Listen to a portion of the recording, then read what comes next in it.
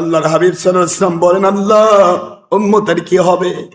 নবী গো 50 ওয়াক্ত নামাজ দিয়ে দিলাম যান। প্রতিদিন আপনার উম্মতের সাথে আমি 50 বার দেখা করব।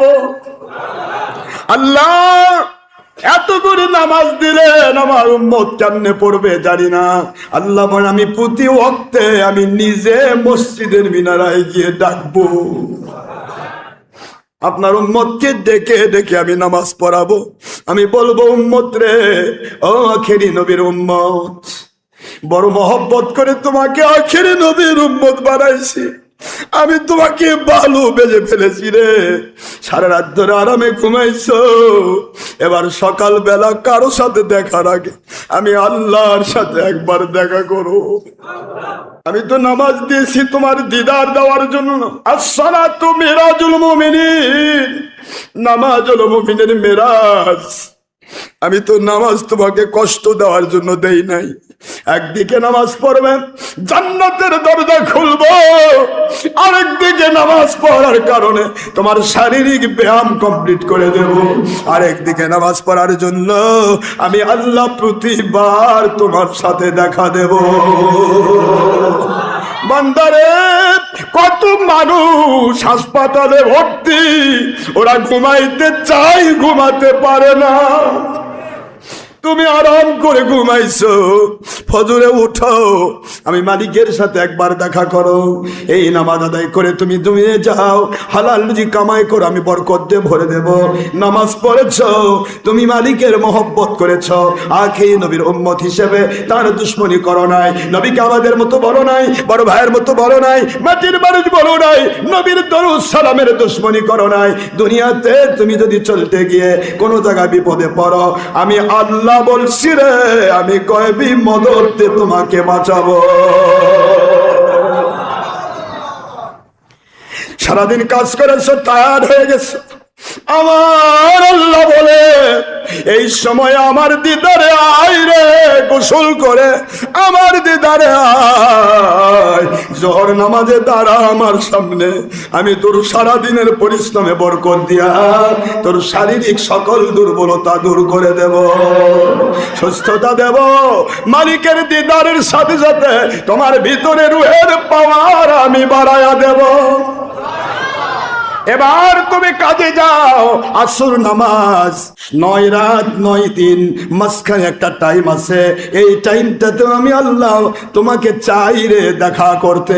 এসো, আমি আল্লাহর সাথে একবার দেখা করে যাও। এরপর মাগরিব যখন আসে, আল্লাহ বলেন, এই তো রাত চলে আসলো, দিন চলে গেল, তোমার জীবনে আমি নতুন রাত আর নাও দিতে পারি রে যুবক। তোমার জীবনে নতুন রাত আর নাও আসতে পারে, এটাই হতে পারে তোমার জীবনের শেষ রাত। রাতের শুরুতে একবার আমি আল্লাহর সাথে দেখা করো। মরণ যদি হয় রে, জান্নাতি মরণ দিয়ে দিব। মরণ যদি হয়, জান্নাতি মরণ দিয়ে দিব। রাতের শুরুতে নামাজ পড়েছো, এবার তোমার কাজকর্ম কমপ্লিট করে 900 নামাজ ঘুমাতে যাবে, আরামের ঘুম আমি দেব। একটা বার আমার সাথে দেখা করো, একটা বার আমার আখেরি নবীর উম্মত। তুমি ঘুমাইতে যাবে, আমি আল্লাহ ঘুমাবো না। ঘুমাইতে যাবে, আমার সাথে একটু দেখা করে ঘুমাও। এটার নাম হলো এশা নামাজ। এশা নামাজ পড়লো বান্দা, খাইলো দাইলো, ঘুমাই গেল। মালিকের দায়িত্ব হলো ওকে ঘুম পাড়িয়ে দেওয়া। ঘুমের মধ্যে যাচ্ছ বান্দা, হতে পারে তোমার রূহ নিয়ে আর আমি দেব না, দেখাটা করে যাও, হতে পারে এটাই তোমার শেষ ঘুম। রাত্রি তখন দ্বিপ্রহর হয়ে যায়, মালিক ডাক দেয়, এবার আমি নিগুড় তত্ত্ব দিয়ে আমি ঘুমাই না রে। কে আসো? আমি মালিকের সিফত নিতে ও চাও, আমি মালিকের সিফত নিয়ে ঘুম না পেরে ওলি হতে চাও, এসো তাহাজ্জুদে দাঁড়ায়া যাও। দুনিয়ার সকল দরজা বন্ধ হয়ে গেছে, কোন দরবার খোলা নাই, আমি মালিকের সকল দরজা আমি খুলে দিয়েছি। ও আমার ওলি বান্দা, তাহাজ্জুদে দাঁড়াও, সিজদার মধ্যে যাও, আমি মালিক তোমাকে উম্মতে মুহাম্মদীর মধ্য থেকে তোমাকে মর্যাদা দিয়া ওলি আউলিয়া সমস্ত বরযাত্রীর বর বানাতে চায়। একই মানুষ ফেসবুক ইউটিউব টেনে গোটা রাত কাটিয়ে দেয়, 2 রাকাত নামাজে দাঁড়ানোর মতো কপাল তার জোটে না। ওই একই মানুষ সারা রাত মালিকের সেজদায় অথবা দাঁড়িয়ে দাঁড়িয়ে কাটায় রে ভাইজান। দুইজনই মানুষ, কার প্রতি মালিকের কি দয়া একটিবার চিন্তা করে দেখুন, একটিবার চিন্তা করে দেখুন। 50 ওয়াক্ত নামাজ আসবে, আমার রাসূল সাল্লাল্লাহু আলাইহি ওয়াসাল্লাম খুশি। আমি একবার, নবীজি বলেন প্রতিদিন আমার উম্মত 50 বার দেখা করবে, এর চেয়ে বড় মজার কি? হুজুর আসতেছেন মাঝখানে, মুসা আলাইহিস সালাম বলে রেখেছেন জিবরাইলকে, জিবরাইল ভাই জীবন তো আল্লাহ দেখো নাই, আমার নবী আসবে বারবার, আমি আমার নবীকে আমার আল্লাহর কাছে আমি বারবার পাঠাবো। ওই নবী বারবার আল্লাহ দেখে আসবেন। জিবরাইল তুমি নবীকে দেখলে আল্লাহ দেখার সওয়াব পাইবে। আমি মুসা নবী 6ষ্ঠ আসমানে, আমিও আল্লাহ দেখার সওয়াব নিতে চাই। আমার মালিক বলে দিয়েছেন মুসা নবী আলাইহিস সালাম 6ষ্ঠ আসমানে রাখলাম, আমি 5 ওয়াক্ত নামাজি নবীকে দেব, কিন্তু তুমি কমাবা। যতবার আমার নবী আমার কাছে আসবেন, আমি মালিক আমার নবীকে যেতে দিতে চাই না, বারবার দেখা করতে চাই।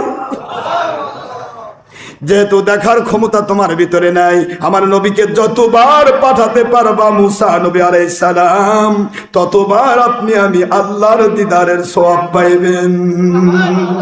দেখে আমার নবীর বুদ্ধি কমছিল, কি কোন আবার কথা কোন না কেন? হুজুরও জানেন এই খেলা খেলবে আমার আল্লাহ। 50 ওয়াক্ত দিছে, খুশি হয় চলে আসছে, তার মানে কি হুজুর বোকা ছিল না? নাউজুবিল্লাহ বলবেন না? 50 ওয়াক্ত দিয়েছে, হুজুর জানেন, তাকে জানিয়ে দেওয়া হয়েছে যে মুসা আলাইহিস সালাম দিদারের আশা করেছিলেন, পারেন নাই। 70,000 নবীর সর্দার তিনি মুসা আলাইহিস সালাম দেখা পান নাই, আমি নবীকে দেখে সে আল্লাহ দেখার স্বাদ উপভোগ করবে। হুজুর আসলেন, মুসা নবী আলাইহিস সালাম বলে, হুজুর আপনার উম্মত কি এতগুলো নামাজ পড়া পারবে?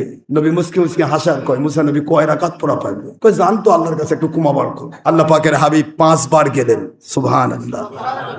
5 বার যাওয়ার পরে আল্লাহ পাক বলে, বন্ধু আপনার উম্মতের জন্য 5 ওয়াক্ত করে দিলাম। নবীজি এসেছেন, মুসা আলাইহিস সালাম এবার বলতেছে, হুজুর আবার যান, আমার উম্মত তো 1 ওয়াক্তই পড়তো না, 5 ওয়াক্ত পড়া পারে। নবী কয়, মুসা নবী আলাইহিস সালাম বুদ্ধি বেশি খাটান না, আমি কিন্তু বুদ্ধিহীন নই, আমি বুঝি 5 ওয়াক্তের উপরে কমাবার যায়, পুরা আবার 50 ওয়াক্ত নাজিল হবে। সুবহানাল্লাহ বলেন। মুসা আলাইহিস সালাম, আমার মন বলে না আমি আবার যাব। সঙ্গে সঙ্গে আল্লাহ বলছে, বন্ধু সত্যি বলেছেন, আপনি যদি মুসা আলাইহিস সালামের আবেদনে পরের বার 5 ওয়াক্ত থেকে কমাতে আসতেন, 50 ওয়াক্ত নামাজ আমি নতুন করে নাজিল করতাম। আল্লাহর বন্ধুকে আল্লাহ বলে, বন্ধু লা তাবদীলা লিকালিমাতিল্লাহ, no changing any time, anything. It's my law and Kanun. It's Kanun of Quran according to order of Allah subhanahu wa ta'ala from foundation to the judgment. Nabi go, আপনার কাছে যে আইন দিলাম চেঞ্জ হবে না, মালিক যে আইন করে তা চেঞ্জ হয় না। 50 ওয়াক্তই থেকে গেল, 45 কমায় দিলাম, পড়বে 5 ওয়াক্ত, 10 গুণ বাড়ায়া প্রতিদিন 50 ওয়াক্ত নামাজের সওয়াব আমি নাজিল করব। তারপরেও তো নামাজ পড়তে চায় না। শয়তান কি চায় আল্লাহর সাথে কেউ দেখা করুক? দেখা করবেন আল্লাহর সাথে, নামাজ পড়েন। যতবার দেখা করতে চান ততবার নামাজে দাঁড়ান। আল্লাহর সাথে কথা বলতে চান, কোরআন শরীফ পড়ুন। এই যে আমার মাসুম শিশুরা সারাদিন কোরআন নিয়ে পড়ে থাকে, এরা প্রতিটা মুহূর্ত মালিকের সাথে গল্প করে। ওই সুযোগ তো আমাদের হয় না, আমরা তো সবসময় কোরআন পড়তে পারি না, আমাদের তো জিহাদ করতেই চলে যায়। কোরআন শরীফ যারা যত পড়বে সে তত মালিকের সাথে কুদরতের সামনে, মালিকের কুদরতের সামনে বসে বসে সে গল্প করছে। বাবারা কোরআন শরীফ পড়বেন, দরুদ শরীফ যত বেশি পড়বেন তত বেশি আমার নবী এবং আপনার মুর্শিদের সাথে গল্প হবে। নবী সাল্লাল্লাহু আলাইহি ওয়াসাল্লাম বলেন, আসসালামু আলাইনা ওয়া আলা ইবাদিল্লাহিস সালিহিন, আছে না নাই? আবার আপনি আল্লাহুম্মা সাল্লি আলা মুহাম্মদ ওয়া আলা আলি মুহাম্মদ, আমার রূহানি সন্তান যারা রে তাদের উপরেও দরুদ। আল মানে কি? বংশ না? আমার রুহানি সন্তান, জিসমানি সন্তান যারা, তাদের উপর দরুদ প্রতি নামাজের মধ্যে আমার আল্লাহ সেটিং করলেন। আপনি যতবার দরুদ শরীফ পড়বেন, আপনার নবী এবং আপনার মুর্শিদের সাথে গল্প হবে।